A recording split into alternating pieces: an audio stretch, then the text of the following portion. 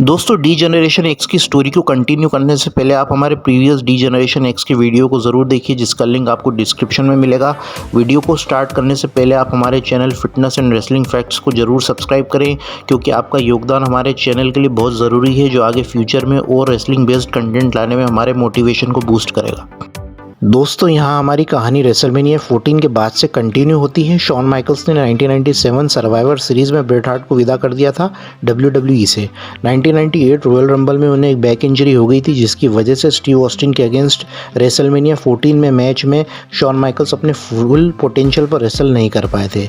Steve Austin ने defeat किया था शॉन माइकल्स को और वे बन गए थे नए WWE चैम्पियन। मैच खत्म होने के बाद टायसन ने HBK को नॉकआउट कर दिया था। शॉन WWE से सेमी रिटायर्ड हो गए थे। अब ट्रिपल एच DX को आगे ले जाएंगे और उनकी कमान को संभालेंगे। नेक्स्ट नाइट रॉ के सेगमेंट में ट्रिपल एच एक प्रोमो कट करते हैं और कहते हैं, यू ड्रॉप द बॉल, पर चिंता मत करो HBK, क्योंकि ट्रिपल एच ने बॉल को उठा लिया है। क्योंकि बॉल मेरे कोर्ट में आ चुकी है, मैं अपनी केयर कर सकता हूँ, मैं अपनी पीपल्स की केयर कर सकता हूँ और मैं एक डिसीजन लूँगा। ये जेनेसिस है डी जनरेशन एक्स का, और आज दुनिया के सामने मैं DX आर्मी को बनाऊंगा, जो उसका पूरा ध्यान रखेगा शुरू से।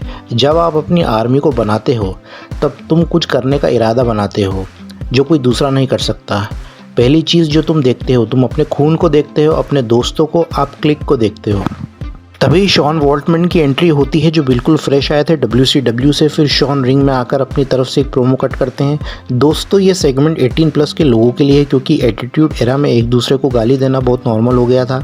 उस समय हार्श लैंग्वेज, बेइज्जती करना, इंसल्ट करना नॉर्मल था, पर आज के टाइम इसे करने पर बहुत बवाल मचेगा और टीवी से आपके ब्रॉडकास्ट को बंद कर दिया जाएगा। चलो कहानी पर वापस आते हैं। मैंने होगन को टेलीविज़न पर कहते सुना है कि तुम मस्टर्ड कट नहीं कर सकते। सुनो होगन, यू सक। शॉन वॉल्टमैन अब DX के मेंबर बन गए थे और उन्हें अपने नया पर्सोना को डेवलप किया, जिसका नाम था एक्स पाक। न्यू एज आउटलॉस ने भी DX को ज्वाइन कर लिया था, जेसी जेम्स और बिली गन ने। दोस्तों ये DX का ग्रुप WWE के one of the most entertaining और फेमस स्टेबल्स में से एक है। उस टाइम पर उन्होंने भी अपना योगदान दिया था WWE के, जिसकी वजह से पूरा एटीट्यूड एरा इतना ग्रेट बन सका, लेट 90s से लेकर अर्ली 2000s तक।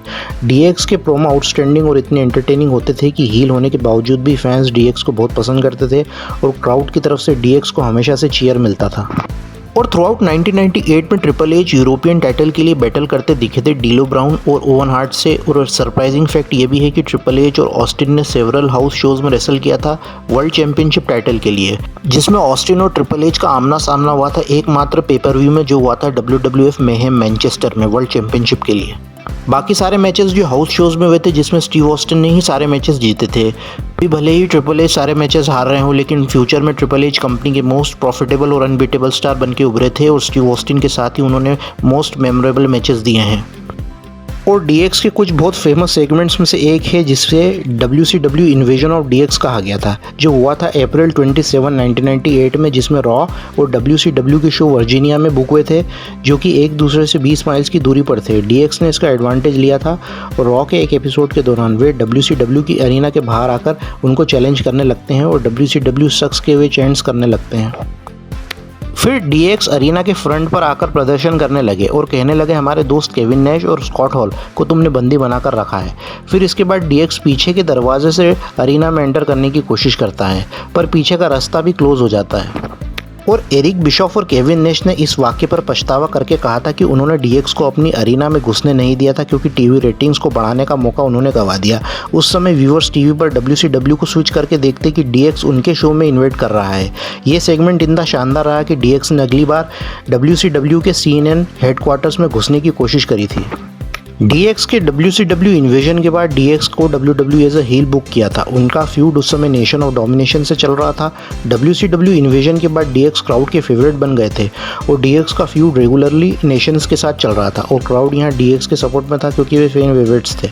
जिसमें द रॉक का फ्यूड ट्रिपल एच के साथ चल रहा था और दोनों स्टार्स WWE के आने वाले मेगा स्टार थे, और वे उस समय इंटरकॉन्टिनेंटल चैंपियनशिप के लिए आपस में भिड़ रहे थे। इंटरकॉन्टिनेंटल चैंपियनशिप भी उस समय बहुत प्रेस्टिजियस टाइटल माना जाता था, जो आज इतना इंपॉर्टेंट नहीं रहा। रॉ के एक एपिसोड में DX नेशंस के मेंबर की तरह ड्रेसअप होकर आए थे। ट्रिपल एच यहाँ रॉ की एक्टिंग करते दिखे थे। ये काफ़ी एंटरटेनिंग सेगमेंट था और मोस्ट मेमोरेबल DX के मूवमेंट्स में से एक है, पर यहाँ रेशियल एलिमेंट्स को मॉक किया गया है, जिसका रिग्रेट बाद में शॉन वॉल्टमैन ने जताया था। फिर ट्रिपल एच और रॉक का आइकॉनिक लेडर मैच हुआ था समरस्लैम 1998 में, जो उनके फ्यूड का एक फैंटास्टिक 5 स्टार मैच रहा था।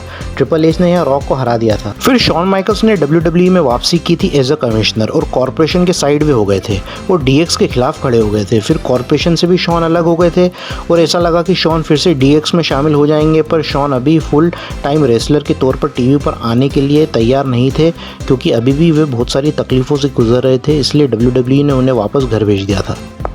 अब बारी थी ट्रिपल एच की। ट्रिपल एच को और अकम्प्लिश करना था WWE में और वे बस सिर्फ DX में नहीं रहना चाहते थे। उन्हें भूख थी कि अब WWE के one of the big stars में से बन के उभरें। इसकी शुरुआत हुई थी रेसलमेनिया 15 में, जहां चाइना ने ट्रिपल एच को लो ब्लो किया था केन के अगेंस्ट मैच में। फिर चाइना ने ही अपने कॉर्पोरेट टीम मेंबर केन को डबल क्रॉस करके ट्रिपल एच की साइड ले ली, तो ऐसा लगा कि चाइना फिर से DX में आ गई हैं।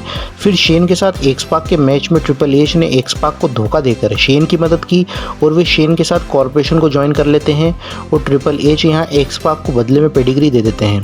केन अब कॉर्पोरेशन से बाहर हो गए थे और एक्स पाक के साथ मिलकर उन्होंने एक टैग टीम बना ली थी और वहीं ट्रिपल एच और चाइना अब कॉर्पोरेशन के मेंबर हो जाते हैं।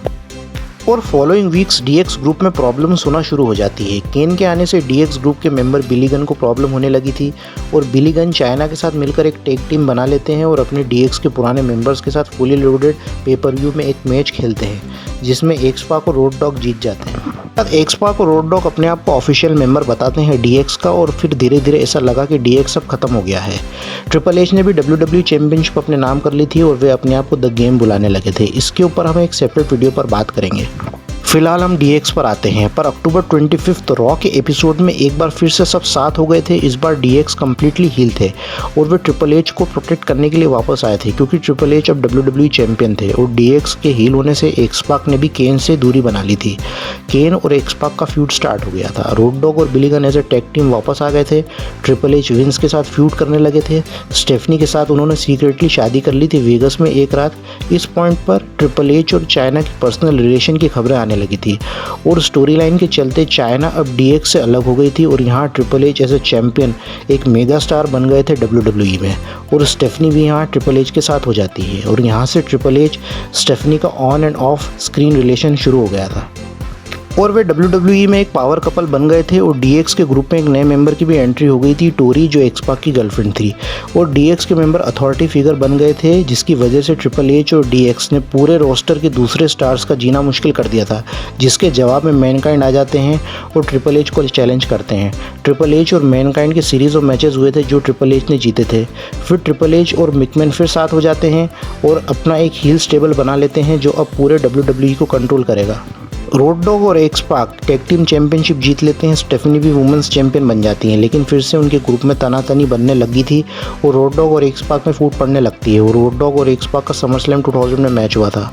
पर अब ट्रिपल एच को उनके होने ना होने से कोई फर्क नहीं पड़ता, क्योंकि 2000 के बाद से ही ट्रिपल एच अब कंपनी के एक मेगा स्टार में से एक हो गए थे। पर नवंबर 6 रॉ के एक एपिसोड में DX एक बार फिर से आखिरी बार दिखी थी रेडिकल्स के अगेंस्ट एक मैच में। तो दोस्तों ये था DX की ओरिजिनल फॉर्मेशन की स्टोरी, जो फैक्शन 1997 में फॉर्म हुआ था और 2000 तक वो रहा था और उन्होंने फैंस को काफ़ी एंटरटेन किया था और वे WWE के one of the most entertaining factions में से एक थे। लेकिन 2006 में उनका रियूनियन फिर से देखने को मिला था, जिसका वीडियो हम फ्यूचर में ज़रूर लेकर आएंगे। तब तक स्टे ट्यून रहिएगा fitness and wrestling facts channel में। मैं आपको फिर मिलूंगा एक नए वीडियो में एक नए टॉपिक के साथ में। तब तक के लिए शुक्रिया।